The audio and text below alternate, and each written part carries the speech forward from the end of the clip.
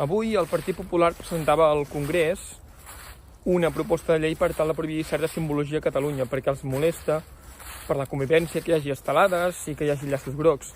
Els molesta un símbol que els recorda que són un estat amb presos polítics, que és un estat que no respecta la democràcia, que és un estat que tanca la gent a la presó per les seves idees, que és un estat que acusa de terrorisme a la gent per tenir màscares i xiulets a casa, de delicte d'odi per defensar una llengua.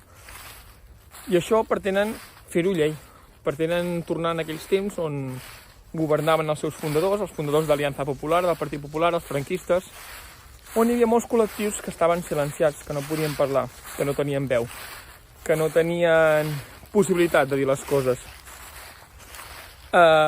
És l'objectiu del Partit Popular, al final. Allà qui és més a la dreta, qui està més a la dreta. Si Ciudadanos, si Vox, si el Partit Popular, lluitant per un votant que el que vol és confrontació permanent amb Catalunya, que és menyspreu permanent a les altres nacionalitats. Aquest és l'objectiu del Partit Popular, guanyar les eleccions per vots per veure qui és més radical, perquè saben que en el fons a l'estat espanyol hi ha una gran majoria de votants, hi ha una gran part dels votants que volen la confrontació, que volen humillar Catalunya, que volen acabar amb el català, que detesten aquesta llengua. Acabaran amb nosaltres? No ho crec, però depèn només de nosaltres.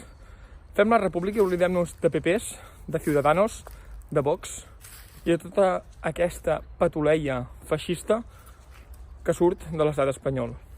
Només així podrem viure en llibertat i garantir tots els nostres drets. Tenir una justícia digna, tenir una vida digna i ser un país de primera alçada mundial, de primer nivell mundial. Visca la República de Catalunya.